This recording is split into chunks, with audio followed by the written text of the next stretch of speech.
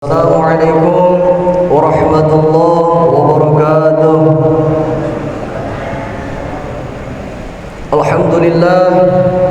Alhamdulillahil kabiril muta'al. Thumma assalatu wassalamu ala sayyidina Muhammadin maula Bilal wa ala alihi wa sahbihi khairi sahbin wa al amma ba'd.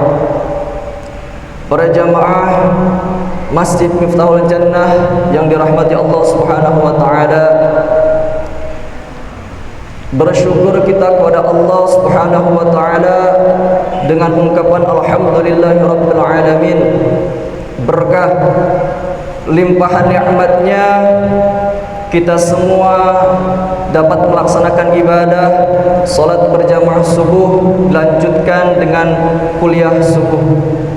Dan tak lupa salawat dan salam senantiasa tercurah limpahkan kepada junjungan mulia baginda Nabi besar Muhammad sallallahu alaihi wasallam beserta segenap keluarganya, sahabatnya hingga umatnya yang senantiasa melaksanakan syariatnya hingga akhir masa nanti. Para jamaah yang dimuliakan Allah Subhanahu wa taala, dikatakan dalam hadis bahwasanya Ramadan itu awalnya adalah rahmat, pertengahannya adalah maghfirah, dan akhirnya adalah pembebasan dari api neraka. Permasalahan kita ini yang paling berat adalah masalah dosa. Masalah sakit, masalah fisik, setelah kita meninggal insya Allah tidak akan merasa sakit lagi. Masalah ekonomi sulit, setelah meninggal insya Allah tidak akan sulit lagi. Masalah politik, stres, setelah meninggal insya Allah tidak akan stres lagi. Akan tetapi masalah dosa ini merupakan masalah yang berat, masalah yang berkepanjangan, masalah yang gak akan ada selesainya.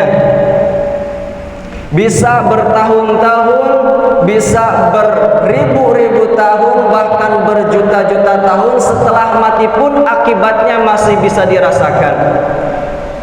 Penyelesaiannya cuma satu, solusinya cuma satu, yaitu ampunan Allah Subhanahu wa taala. Alhamdulillah kita saat ini berada di pertengahan bulan Ramadan yang tadi disebutkan bahwasanya pertengahan Ramadan itu isinya ampunan, maghfirah dari Allah Subhanahu wa taala. Mudah-mudahan kita semua dapat ampunan dari Allah Subhanahu wa taala. Amin ya rabbal.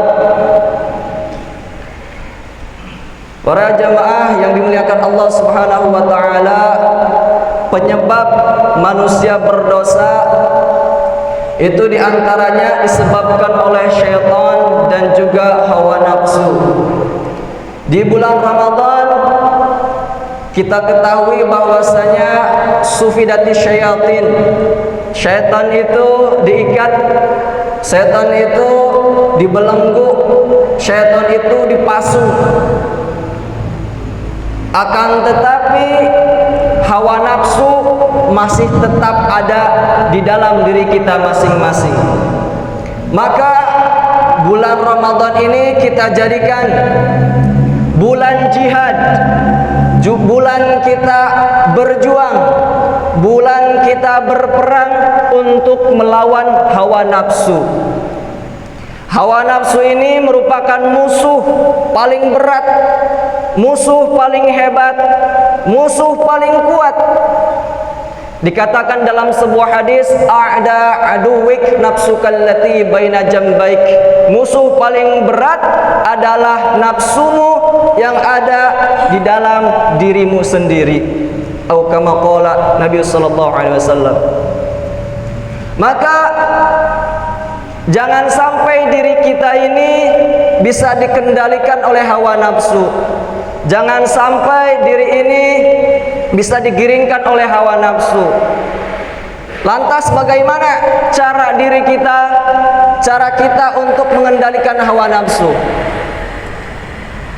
Ada tips, ada cara yang dikatakan oleh ulama, insya Allah menjadi jalan bagi kita supaya tidak dikendalikan oleh hawa nafsu. Dalam kitab Dalilus Sa'ilin yang disusun oleh Syekh Anas Ismail Abu Daud, Al-Hakim bin Umar mengatakan bahwasanya kunu fid dunya adyafa, jadilah kalian hidup di dunia ini seperti seorang tamu. Tamu itu kalau kita bertamu ke rumah orang pasti cuma sebentar, Pak. Betul? Tidak akan lama-lama. Setelah itu kemana? Setelah itu kita pulang ke rumah. Jangan sampai kita bertamu ke rumah orang, tapi kita bawa perkakas rumah, perabot rumah untuk tinggal di sana. Bukan seperti itu konsep seorang tamu. Bertamu 13 tahun itu namanya numpang hidup. Bukan bertamu. Bertamu itu sebentar, setelah itu pulang. Maka jadilah kalian ini seperti seorang tamu. Artinya apa? Artinya ketahuilah bahwasanya di dunia ini bukan tempat tinggalmu. Dunia ini bukan tempat tinggal, melainkan tempat meninggal. Maka jadilah seorang tamu di dunia ini. Itu tips yang pertama. Yang kedua yaitu wattakhidul masajida buyuta, jadikanlah masjid, rumah-rumah Allah itu sebagai rumahmu. Pak, kalau kita itu waktu kita lebih sering di rumah atau di luar rumah? Pastinya kita sering di rumah. Pergi keluar ada keperluan, balik lagi ke rumah. Pergi keluar rumah bekerja, sebentar setelah itu pulang lagi ke rumah.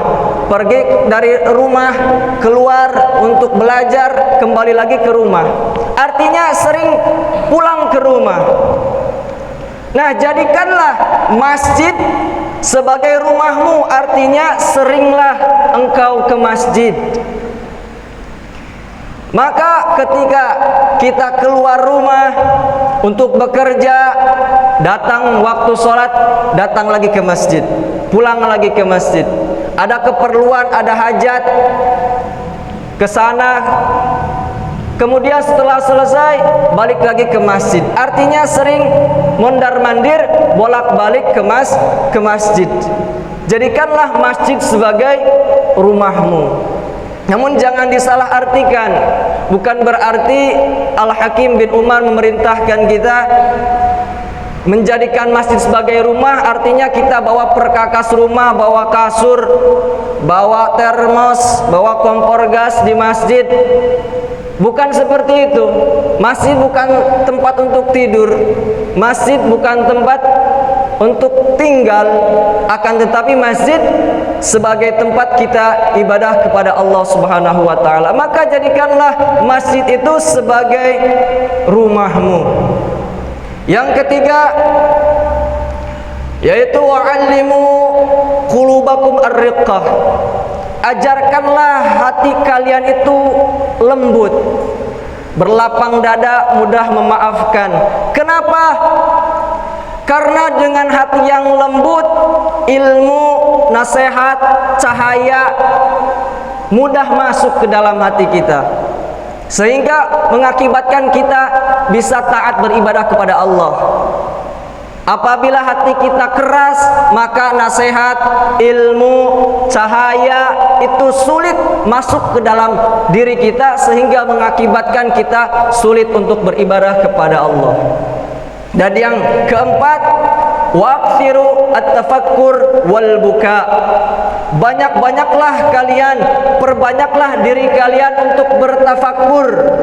Apa yang kita lihat, apa yang kita dengar, itu harus bisa menyebabkan kita mengingat kepada Allah Subhanahu wa taala. Karena memang Allah Subhanahu wa taala telah menciptakan segala sesuatu yang ada di alam semesta ini dengan luar biasa.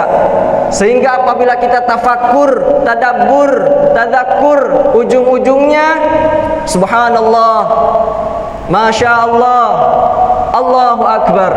Maka sering-seringlah, perbanyaklah bertafakkur, dan juga wal buka, sering-seringlah menangis, banyak menangis, minta ampun sama Allah Subhanahu wa taala atas waktu yang terlewat sia-sia tidak digunakan dengan kebaikan, atas dosa-dosa yang pernah kita perbuat, minta ampun sama Allah Subhanahu wa taala. Ketahuilah bahwasanya satu tetes air mata pendosa, dia menangis minta ampun sama Allah, akan mampu memadamkan panasnya api siksa neraka. Maka kata Al-Hakim bin Umar, ketika kita sadar, yang pertama sadar bahwasanya hidup kita di dunia ini sebentar saja, jadilah seperti seorang tamu. Kemudian kita sering ke masjid untuk beribadah kepada Allah dan mengajarkan hati kita lemah lembut, banyak bertafakur, juga menangis minta ampun kepada Allah Subhanahu wa taala.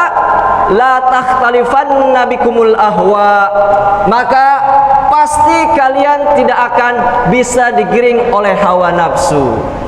Mudah-mudahan kita dijadikan oleh Allah Subhanahu wa taala dapat mengendalikan hawa nafsu kita dan diberi pertolongan oleh Allah supaya bisa taat kepadanya dan menjauhi segala larangannya. Amin ya rabbal alamin. Allahumma jam'ana jam'an marhuma wa tafarruqna min ba'dihi tafarruqan ma'suma.